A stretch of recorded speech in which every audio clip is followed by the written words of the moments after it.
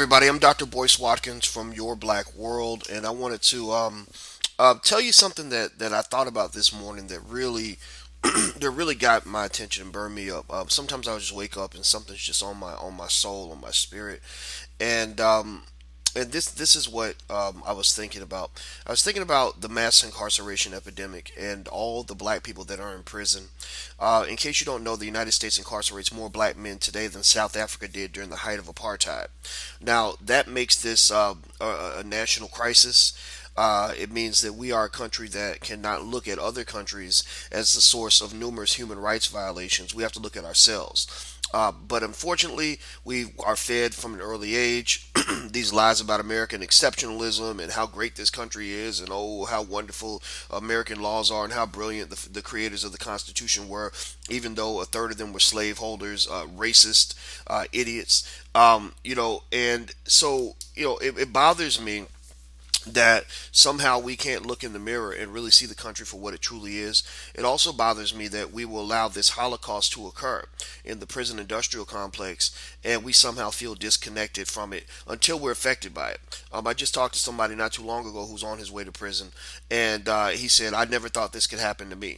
And because he's educated and all this other stuff. And it's interesting to me because a lot of people think that. A lot of people don't care about a problem until it affects them or it affects somebody that they love. And then they say, oh my God, can you believe that this problem was here all along? And I say, yeah, I knew it was here all along. I tried to talk to you about it and you wouldn't listen. The mass incarceration epidemic has been one of the single greatest factors that has led to the destruction of the black community over the last 30, 40 years. It is exactly when the single parent crisis began, when we suddenly had over 70% of black children being born or into households or raised in households without a father.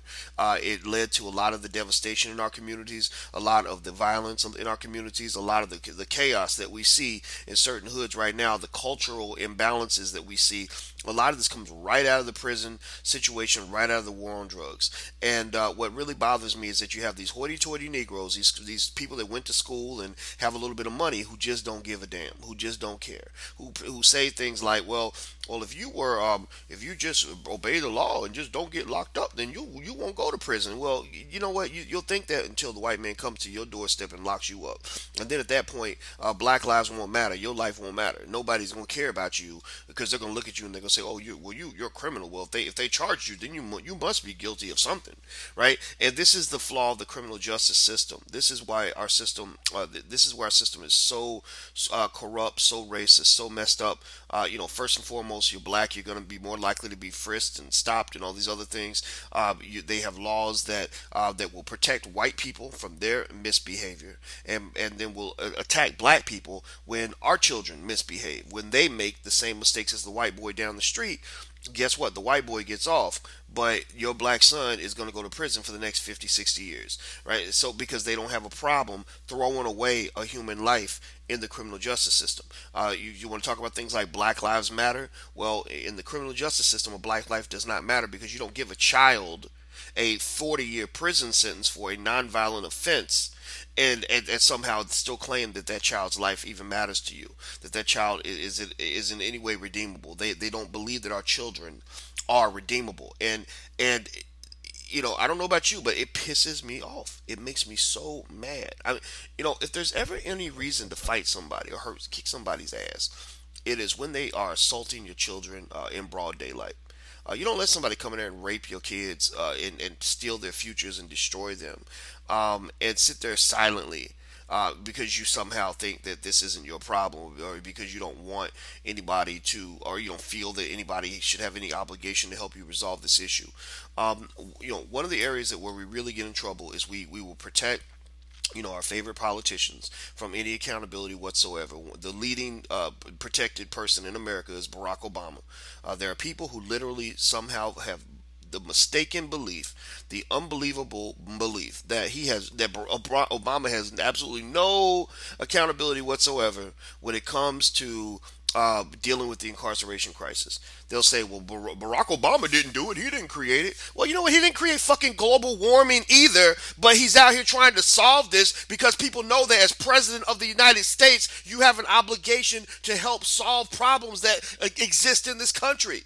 So stop telling me that because he didn't create mass incarceration, he has no obligation to help fix it. That is stupid. That's ignorant. And I'm yelling because it makes me so mad when people want to just act like he don't that we shouldn't even ask him to pick up his ink pen and sign a document that simply says let's go back and review all of the crazy sentences that were given back in the 80s and the 90s so that some of these people can go home. There's nothing wrong with that. He does not need congressional approval. So the racist Republicans can't stop him from doing that. He does not, it doesn't take a whole lot of thought. It's not like it's inconsistent with what he said he would do in the past. It's none of that. It is a simple matter of priorities. It is a simple matter of black lives actually mattering. And when you tell me that it's not worth asking a man to pick up an ink pen to help save somebody's life, then you're telling me that a black life does not matter. So don't come telling me black lives matter and that you believe in black people and all this other stuff when you don't even care enough to ask your president, the man you voted for, to sign a document to help get your people out. What's funny to me is people will say, well, don't just ask him. Go to go to Congress. Congress should be doing it. Congress ain't gonna do it. And most of those congressmen, those Republicans, those racist Republicans, you didn't vote those people into office. They don't owe you a damn thing. They're not gonna do it for you. So the people you ask favors from are not the people who hate you. You ask it from the people who claim to love you. Now, you've never heard me use the F word. I don't think you've ever heard me use the F word talking to you right here on this camera. But it burns me up so bad that there are people, black people. I'm not talking about white people. We know what the white man does to you and all this other stuff. But I'm talking about black people who hate black people, who want to see us die, who want to see us decay behind bars. It is absolutely insane. It is a severe mental illness. And the other big racist lie that's being fed to us about the prison issue is that somehow because we have come to believe that the prison disparities exist because black people are less ethical than white people, that we have lower moral standards than white people do, that we commit less crimes than white people do, we are less likely to break the law than white people are. And it drives me crazy because you don't understand. Some people forget that white people are making the laws.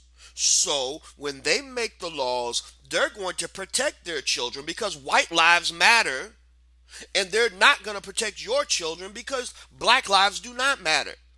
They will give their child a second chance, but put your child in a dirty, nasty prison cell where people are being raped and beaten and destroyed mentally, physically, and spiritually because they don't give a damn about your kids. And you know what? You're complicit if you don't say anything because you're saying, I don't give a damn about my kids either.